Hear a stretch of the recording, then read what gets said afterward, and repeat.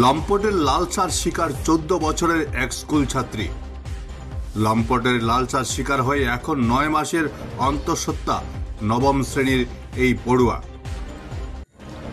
চাঞ্চল্যকর এই ঘটনা সুনাইর নগদির গ্রামের বারুমুনি গ্রামের বিবাহিত ওই অভিযুক্ত মঞ্জেশ বারোই নাবালিকার বাবার সঙ্গে সুসম্পর্কের সুযোগ নিয়ে জোর করে এই কাজ করেছে বলে অভিযোগ।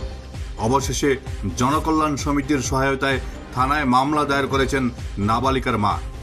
Bureau report, Barak vision. আমার নাম শ্রী বিতাননাথ। আমি নদীগ্রাম দ্বিতীয় খণ্ড বারুমুনি গ্রাম নিবাসী। আমার ঘরে এক ছেলে বিগত 15 বছর আগে আমাদের বাড়িতে কর্মরত। তারপর তার মেয়ে ছেলেকে পড়ার জন্য 2টা মেয়ে নিয়ে আমাদের বাড়িতে আসে এবং আমি ঘর বানিয়ে দিই। তারা সুন্দরভাবে আছে, তারা সব কিছু সুবিধা দিয়ে দিছি। মেয়েটারে স্কুলে পড়ার মতন সুযোগও করিয়া দিছি। এখন বর্তমানে মেয়েটা ক্লাস 9-এ পড়ে। তো ওই প্রেসক্রিপশন মতেই দেখা গেল প্রথমে তারা মেন্স হয়েছে না করিয়া ডাক্তার দেখায়, তারপরে টিউমার হয়েছে। কিন্তু এর মধ্যে আমি সেপ্টেম্বর মাসে 300 আমার মেয়ের ঘরে যেতে লাগছে। আমি পূজার আগে আইছি, আবার পরে গেলাম মেয়েটা কই, তখন তারা কয় যে না মেয়েটা টিউমার অপারেশন হয়ে গেছে, তারা পিসির বাড়িতে রেস্টে দিছে। তো ওইগুলা ছুটিয়ে আমরা আসি। পূজা টুজা শেষ হয়েছে। একদিন আমার মাননীয় আমরা এই মহিলা সমিতির প্রেসিডেন্ট সম্পানাথ, আমার বই সম্পর্ক, তাই না আমার ফোন করে এখন ভাই তুমি একবার আইও।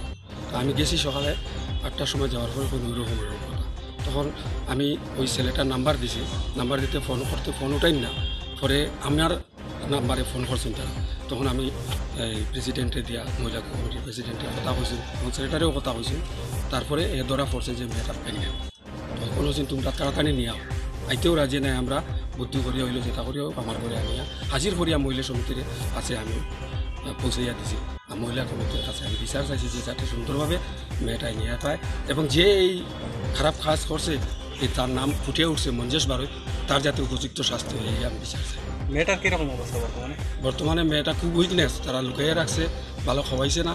আমার ঘরে তারা আনি পৌঁছিয়া দিছে। কালকে থেকে আমি সব কিছু ফল টল আনছি এবং খাওয়ার সুব্যবস্থা। আচ্ছা, এই ঘটনাটা নিয়ে কি তা মঞ্জেশ বারোই অস্বীকার করেনি? অস্বীকার করে না, ও রাজি আছে। টেস্টে ডিএনএ করলেও এ উপস্থিত হইব সব কিছুতে। এ তো মানা করে, কিন্তু মেয়ের বাস্য মতে প্রকৃত হে বলিয়া মহিলা কমিটি এবং আমরা গ্রামের জনসাধারণ সব সম্মত।